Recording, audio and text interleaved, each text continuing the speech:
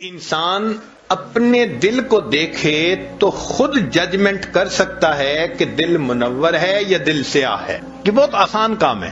ضروری نہیں کہ ڈاکٹر کے پاس جائیں گے تو ڈاکٹر بتائے گا. اس کا لٹمس ٹیسٹ ہم خود بھی کر سکتے ہیں. مثلا دل سیاہ ہونے کی علامتیں: پہلی بات، گناہ کی جھجک ختم ہو جاتی ہے. بیوی پوچھتی ہے دیر سے کیوں آتے ہیں؟ بس میں آتا ہوں، میرا کام ہے. تم کیوں پوچھتی ہو؟ تمہارا کیا واسطہ ہے؟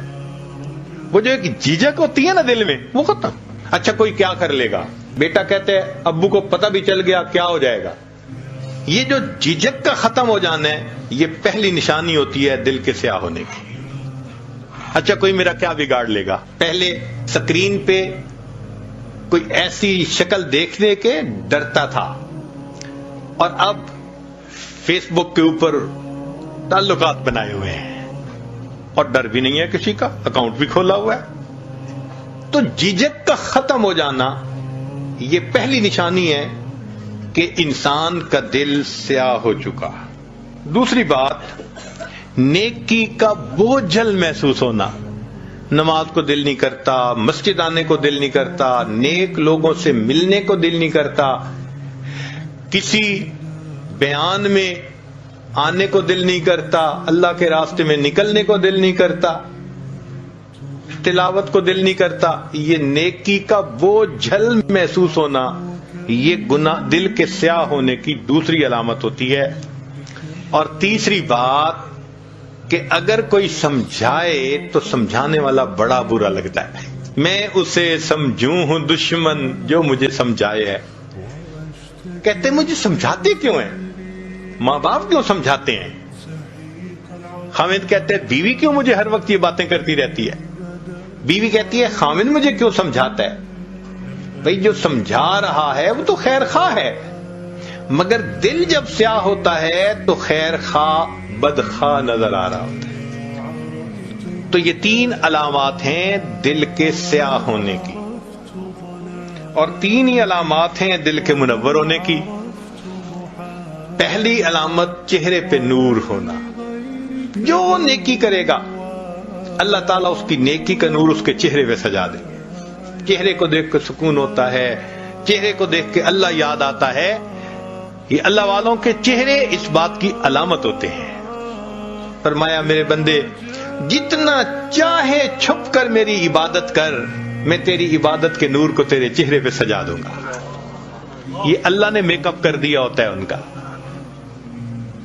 آپ کبھی کمپیئر کریں نا اللہ والوں کے چہروں کو اور دوسری طرف جو سٹار کہلاتے ہیں، ادھر ادھر سکرینوں پہ تماشے کرتے ہیں، ناچتے پھرتے ہیں، ان کے چہرے پہ دیکھیں کہ کتنی ظلمت ہوتی ہے، اور ان اللہ والوں کے چہروں کے سکون کو بھی ذرا دیکھا کریں. فرق واضح نظر آتا ہے. چہرے پہ نور ہونا، اور دوسری بات ان کے دل میں سرور ہوتا ہے. جو حالات بھی ہوں، پریشانی کے ہیں، مشکل کے ہیں، دل پرسکون ہوتا ہے، دل میں سرور ہوتا ہے. جائیے کس واسطے اے درد میں خانے کے بیچ، جائیے کس واسطے اے درد میں خانے کے بیچ، کچھ عجب مستی ہے اپنے دل کے پیمانے کے بیچ. دل میں ایک مستی ہوتی ہے، دل میں ایک لذت ہوتی ہے، سکون ہوتا ہے دل میں. تو چہرے پہ نور ہونا، دل میں سرور ہونا، اور تیسری بات کاموں میں اللہ کی مدد ہونا. جو کام کرنا ہوتا ہے اللہ کڑیاں جوڑتے ہیں، خود بخود قدرت کی طرف سے سبب بنتے چلے جاتے ہیں. اللہ تعالیٰ ان کو دنیا کے معاملات میں الجھنے نہیں دیتے، ان کے کام سنوار دیتے ہیں، نکال دیتے ہیں.